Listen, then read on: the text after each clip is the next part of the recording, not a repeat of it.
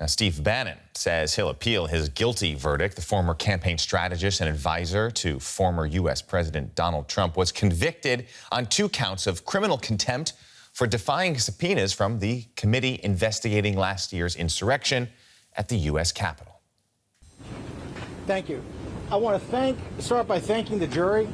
We respect their decision today. Steve Bannon was defiant in his remarks to reporters following his conviction in U.S. federal court, immediately indicating he plans to appeal the ruling. We may have lost a battle here today, but we're not going to lose this war. This employee told us. The U.S. committee investigating the January 6th insurrection at the U.S. Capitol asked Bannon to provide documents and testify in person about efforts to overturn the 2020 election. Bannon ignored both subpoenas, so the case was referred to the Justice Department. However, the committee did obtain leaked audio of Bannon discussing the president's strategy to declare victory no matter what and aired it at a public hearing this week. Let's listen. And what Trump's going to do is just declare victory, right? He's going to declare victory. But that doesn't mean he's the winner. He's just going to say he's the winner. The Democrats, more of our people vote early that count. Theirs voted mail. And so they're going to have a natural disadvantage, and Trump's going to take advantage of it. That's our strategy. He's going to declare himself a winner. So when you wake up Wednesday morning, it's going to be a firestorm. And of course, 4 days later, President Trump declared victory when his own campaign advisors told him he had absolutely no basis to do so. This is a left-wing. Although Bannon only lasted 7 months in the White House after helping Trump win in 2016, he was brought back in after the 2020 election to help devise a strategy to keep Trump in office. One last thing. I stand with Trump and the Constitution. Thank you very much. Loud by Bannon remains free pending his sentencing, scheduled for October the 21st. And for more on this, let's bring in DW correspondent Michaela Kufner in Washington, D.C. Michaela, let's start with the latest. Steve Bannon, once a key ally to Trump, now faces jail time. He didn't testify in his defense or call any witnesses, so not a huge surprise he was found guilty, is it?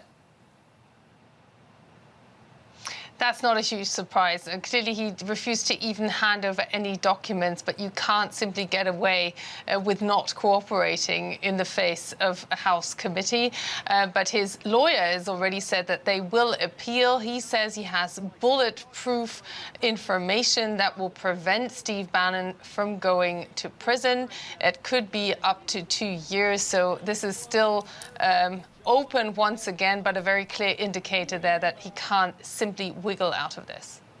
Returning to the January 6th hearing, the Attorney General has emphasized that no one is above the law. So why is it so difficult to build a case against Donald Trump?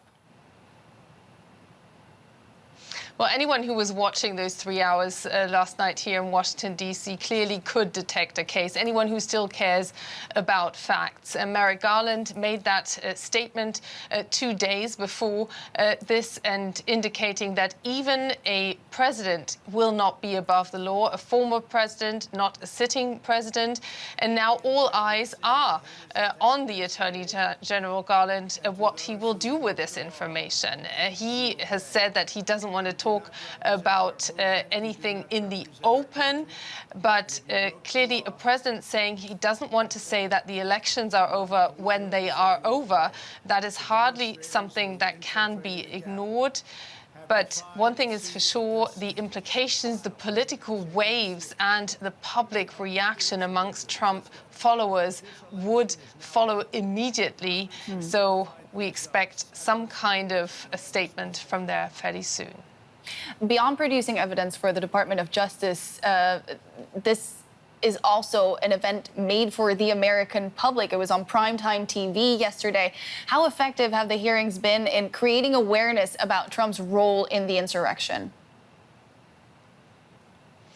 Well, it is splashed all over the media. There are phone-ins, there are programs everywhere. But the big question mark is really, are those people who who now saw evidence what they already believed had happened, that Donald Trump did absolutely nothing. There were clear indicators beforehand for that.